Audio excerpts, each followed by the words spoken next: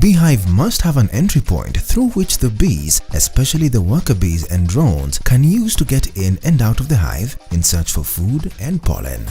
Professor Kindiki clarifies where the entry points should be placed in a hive and the number of entry points. One standard thing is that the bees should enter through the brooder, and not the other side, because it is at that point where the queen is and does not move any further. If you make holes all over, then you are going to have the broods all over, and it will be like contaminating the honey, because like it happens in traditional log hives. That's one problem, because it is almost impossible to seal the whole hive. Although the bees do it themselves using propolis, they will seal the openings and leave some open, but there is a likelihood of having the broods even in the middle of the hive, on the side of the hive, and when the farmers harvest there, they harvest everything. So you find some honey containing pollen. If the queen is separated, as I've just illustrated here, completely using the screen I've just shown, then there is no chance of harvesting honey that contains pollen or that contains brood. That is excluded. But in the traditional log hive, you find such honeys that contain brood, that contain pollen, and that honey will not be good for some markets. For example, the export market will not take such honey. Nothing in terms of nutrition. In fact, it's highly nutritional anyway to consume it. But then for those who are interested in pure honey, as we say, they will see that as contamination. So it's not good enough. A good way to begin beekeeping is to bait an empty hive, known as the catcher box, to attract a swarm. Set up a catcher box on top of a tree, rub it inside with some beeswax, lavender, or granulated sugar or cassava powder to give it an attractive smell. This will only be successful in areas where there are still plenty of honey bee colonies. You can also transfer a colony from the wild into the hive. The wild colony will already have a number of combs, and these can be carefully tied onto the top bars of the hive, making sure that you include the brood combs and the queen. One of the best ways to get started in beekeeping is with the assistance of an experienced beekeeper. There's what we call a catcher box that you're supposed to place at some eye level or at we call it the roots, the bees' roots, the direction that usually bees follow.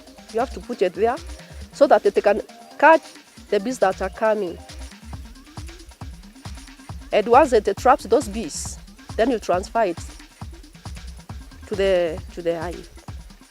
The other alternative is you can use the same hive. For example, if your hives are Langstroth, use the super alone. You put it high for it to attract the bees. I think we have got one of the catcher box. You put it high on the tree for it to attract the bees, and once once the hive is colonized, you bring it down. Once this area is full, that's when you introduce now the super. Even when you are dividing your colony, there must be a queen. So when we hear that the hive has been colonized, it means that a queen has been installed in that hive. You cannot say that a hive has been colonized when there's no queen. No. There must be a queen for a hive to be colonized. So even that catcher box, the bees will come carrying their queen. The bees will come from wherever, carrying their queen. After they scout the area and realize that this place is conducive for us. You know, it's like you when you are going to maybe to check a house, you want to occupy a house, you have to go first, identify a house, and make sure that you are okay. This house, this is what I want. The same thing with the bees. They do not just go occupying hives. First of all, there's what they call the scouts, the scouting bees. They come first, they scout the area. They can come even with the queen. First of all, they put it somewhere, just surveying and make sure that yes, this is the appropriate area for the bee, for them to live. And if they have identified the hive, then they bring in their queen, and that becomes their home. That's how intelligent bees are. They don't just go in occupying anything. First of all, you have to be very sure. They have to make sure that that hive doesn't have ants. There are no cobwebs. It is clean for them to stay in, and then they go in. Bees need a supply of food and water to survive, and during dry periods, the beekeeper may have to supplement these natural resources. Bees make more or less honey depending on the flow of the nectar. An area with enough plants, flowers and trees, a beekeeper is likely to collect more honey than a dry area where bees have to travel a long distance to collect nectar. After transferring the bees from the catcher box to the hives, a farmer is supposed to check the hive 3 weeks after to ensure the success of the process. Professor Miriam explains more on how a bee farmer should manage the hives for successful honey production. You are supposed to be checking your hives at least in 3 weeks' time. You must have to come and check the hives that if they are still okay, or if there are some pests like these growing insects, the ants and the spiders. You have to check whether the hives are clean in a way that the bees will be comfortable for them. It will be conducive enough for the bees to stay there. So you must keep off the ants from the hives. So it is it's a routine thing, it's a regular thing. You don't have to put them and then go away.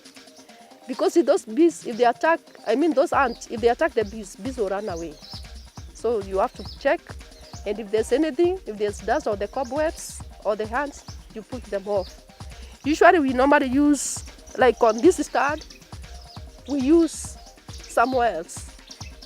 Maybe used oil, engine oil, the used ones. You smear it. That one will keep the ants away from invading the hives. Usually as a beekeeper, you can take, for it, you have to keep on checking it. We agree that first of all, even as a part of management of the hive, you have to keep on checking at least once per 3 weeks. But usually, like this area, we brought these hives in July. I think we brought the hives in July. You realize that it has taken about 3 months for the bees to settle and to put honey, and now we are harvesting. But other times where we have a lot of flowers, and when you are using this kind of hives, after you harvest, you are not taking off the honeycombs. Remember, there's some products that are here, like beeswax. If you want to use beeswax, whereby we use the KTBH hives, we harvest everything so that you can harvest also beeswax. But for example, where we are using the long straw that has a wire, if you just extract honey and then you bring back when the comb is intact, bees will not spend so much time constructing some more combs. For them, it will just be filling honey in those combs. So it can take, if there are enough flowers, it can take just a month or 3 weeks, and the honey is ready again to be harvested. With enough foliage, you can harvest honey almost every month from the Langstroth hive. If you are using the KTBH, it can take about 2 to 3 months for you to harvest honey, where we have enough forage, and the environment is conducive enough for the bees. There's flowering throughout the season. Professor Miriam attests that for a beekeeper to know that a hive is ready for harvesting, it produces a sweet aroma. This is a sign that the honey in the hive is ripe and mature for harvesting. As you walk along the hives, you can tell this hive has enough. It's ready for harvesting. One is that sweet aroma or the scent that it produces from the hive. Then the other thing, you come and test using, you knock on those bars that are holding the combs. The one that has the honey, it will produce very little noise. But the one that has no honey, it is a bit sharp. As you know, the empty devil, it makes a lot of noise, but the one with water, it makes very little noise. So those are some of the things that a beekeeper normally uses to check whether there's honey in the hive. Almost every beekeeper looks forward to the day when they're able to reap the rewards of their hive, the honey. For those beekeepers who have never extracted honey from their hive, the process can feel a bit overwhelming. Having the right gears for honey harvesting is always a good start. You must use the right gears. You must use the clean buckets. But one of the major things is this one, the bee smoker. The bee smoker, you must have it because you cannot touch bees without this one. This one, you cheat bees with this smoke. You make them less violent. Just the way, the tear gas is used when they want to when there's violence, when there's a, what do we call it? When people are rioting, you find that the policemen, they use the tear gas to keep off people. So, as a beekeeper, you use the smoker to make the bees less violent so that they can allow you to harvest honey. That is one. And then we said that you must use this hive tool for you to separate the honeycombs, the bars, because they are stuck together using the propolis by the bees. And this one is after you separate it, also even for cutting the combs, where we open, the one that we use for opening the sealed honey now, the comb. But this one, it is also good for cutting the combs from the KTBH hive. Then we have to use also the brush for blasting off the bees. We just cut our combs ready for extraction. When it comes to harvesting the honey, a beekeeper should not work alone. This is because the bees in the hive can become aggressive and disrupt the process or even compete to drink the honey from the combs. Therefore, two people should attend to a hive, one with a smoker to keep away the bees while the other person is harvesting. We want to harvest from this hive. It has been here for about 3 months, 2 to 3 months since it was colonized. And the procedure is we start by smoking the bees so that they can be a little bit calm as we harvest. So she will do that. She will, and you can see she's smoking it from the brooder side. Sorry? On your, yeah, endelea.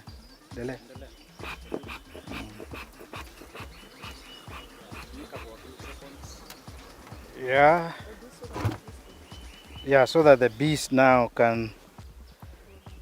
What is happening now, the worker bees have gone down to try to drink as much honey as possible because they have seen that somebody wants to steal from them.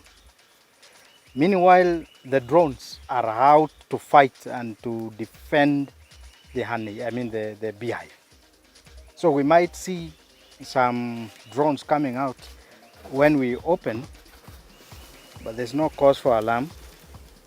They are likely not to sting anyone.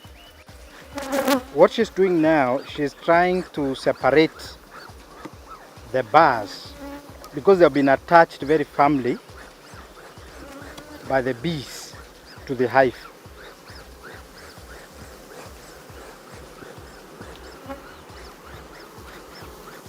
We have to constantly keep them smoked. You can see they are disappearing into the hive. As I have explained, they want to drink that honey.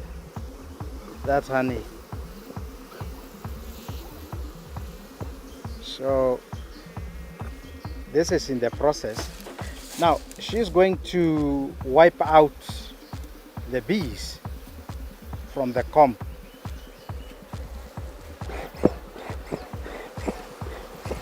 She's going to wipe out the bees from the comb.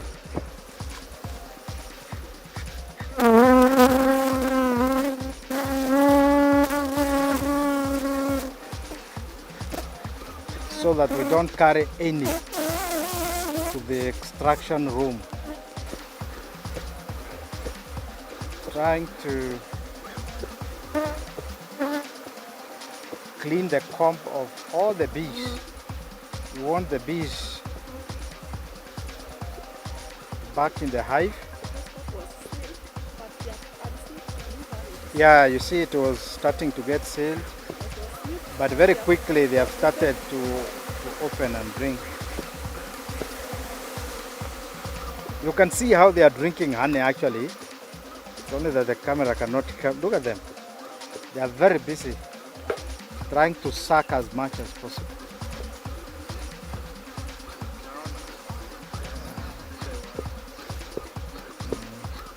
Now, when you see them in the comb, look at them.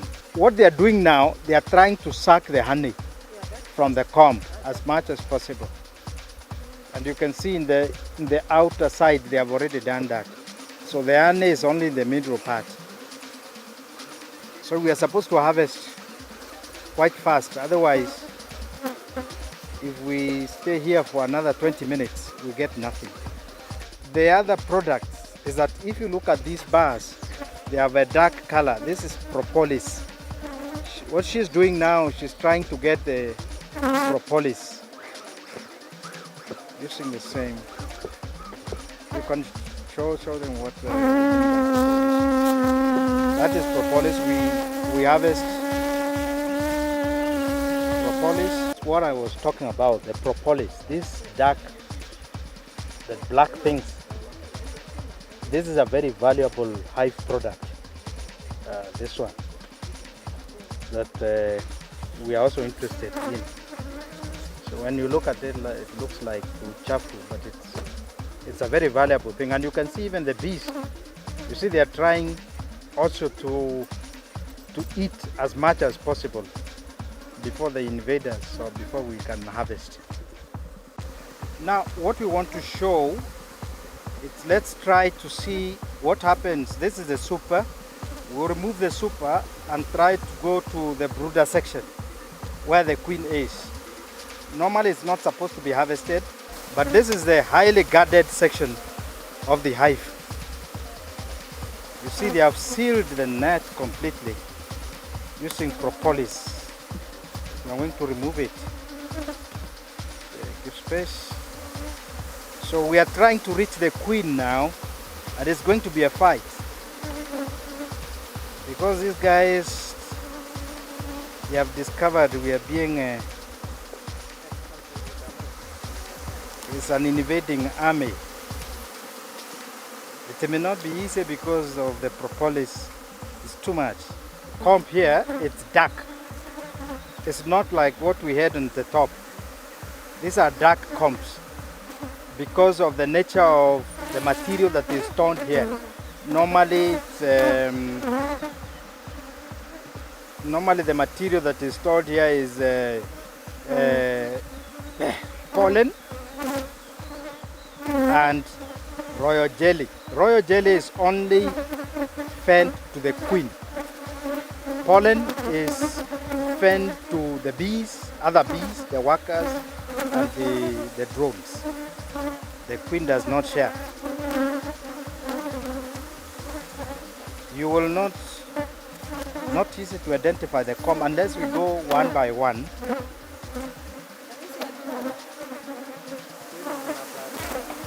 The drones are dark. They have a dark abdomen. And when you look at them, let me show something. If you look at them, you'll find when they sit, the abdomen, they raise it up.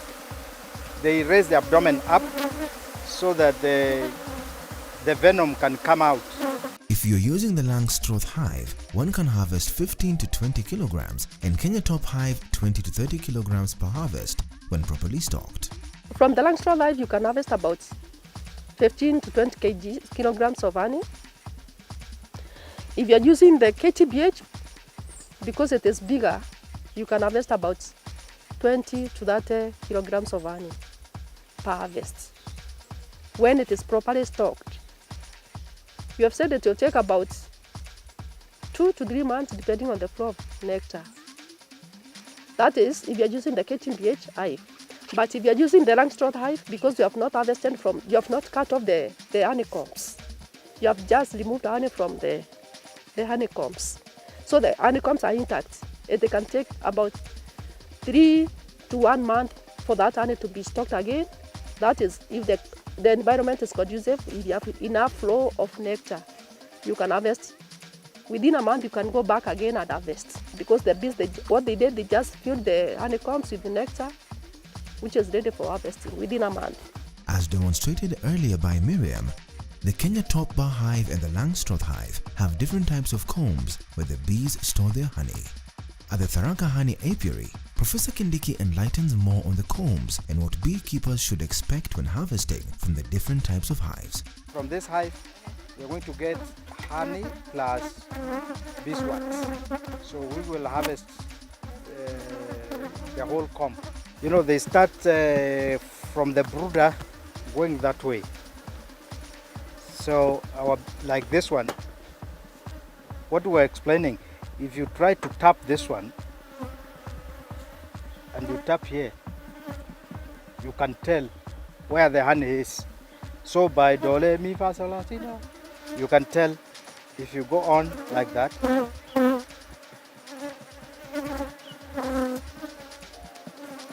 So but as you increase the pitch that way, you know there's no honey that side.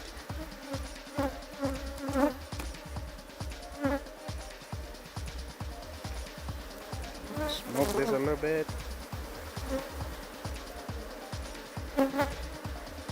Now,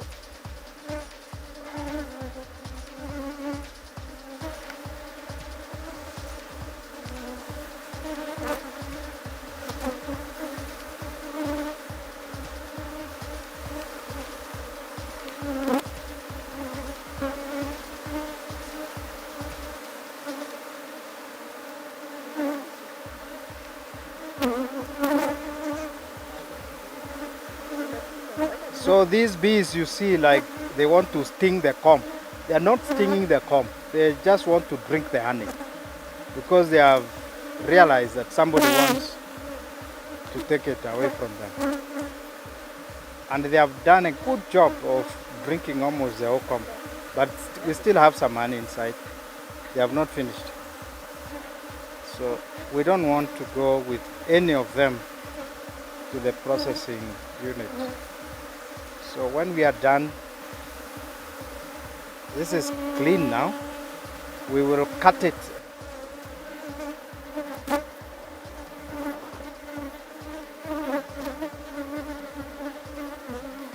And then this one we return to the hive. We don't take it as in Langstroth hive. Our honey is now ready for processing, for extraction. That's the first step of processing, extraction of the honey. This is from the Kenya Toba, which we are going to harvest the honey and the beeswax. And then from the Langstroth hive, we are going just to get the honey and return the combs to the beehive. After harvesting the honey from the hive, it is now time for extraction and processing of the honey from the combs. As a beekeeper, rearing bees for business, one must have an extraction unit to separate the honey from the combs and wax. At Tharaka Honey Bee Farm, they have a centrifuge machine that is used to extract the honey from the combs. This is a centrifuge for honey extraction. And usually we use honey that we have harvested from the Langstroth hives. This is not the honey in the comb from the Langstroth hive. We have to uncap it, removing the layer that the bees keep. You see? We release the honey now. This one we just modified it to extract honey from combs that we have harvested from the Kenya top hive. So it's used for holding the combs. This is what we do.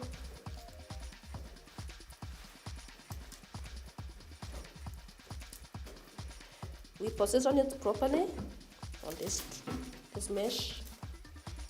then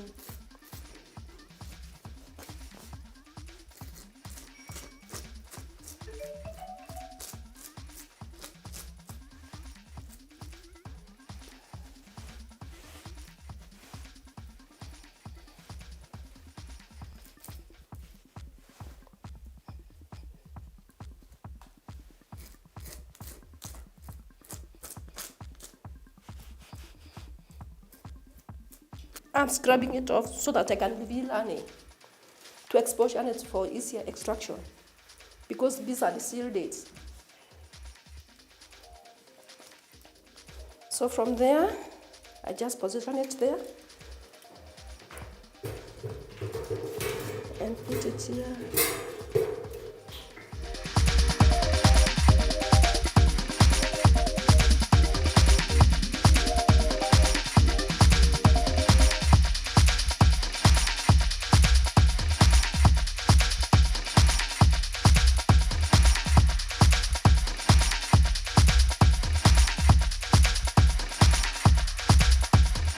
Aside from the honey collected, a beekeeper can also make money from the propolis and wax from the beehive.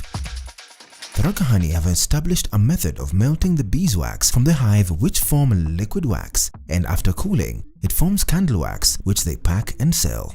When we were in the apiary, you saw us scrubbing some substance. This was the product. This is Propolis. It is highly medicinal. It's a very strong antibiotic. But we also use it to prepare the hives so that they can attract the bees. We smear it. We melt and then we smear. We mix with the beeswax, then we smear on the hives for it to attract the bees. But this one we are processing it to give us very, very nice medicine. We call it Propolis tincture. It can be used to treat many ailments. The filling water here.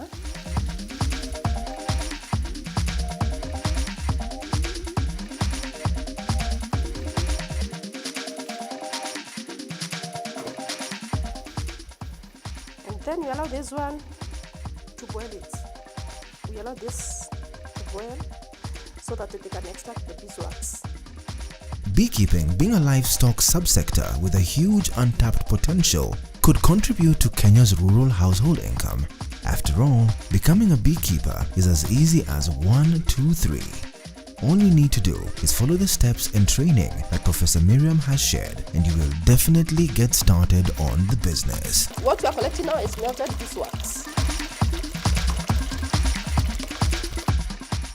This is what we get after it cools down. You can make candles, you can make shoe polish, you can make lotions, body lotions. Okay, also very nice lip balms, lipsticks. You can use it for anything. Very nice. It's a very nice premium product.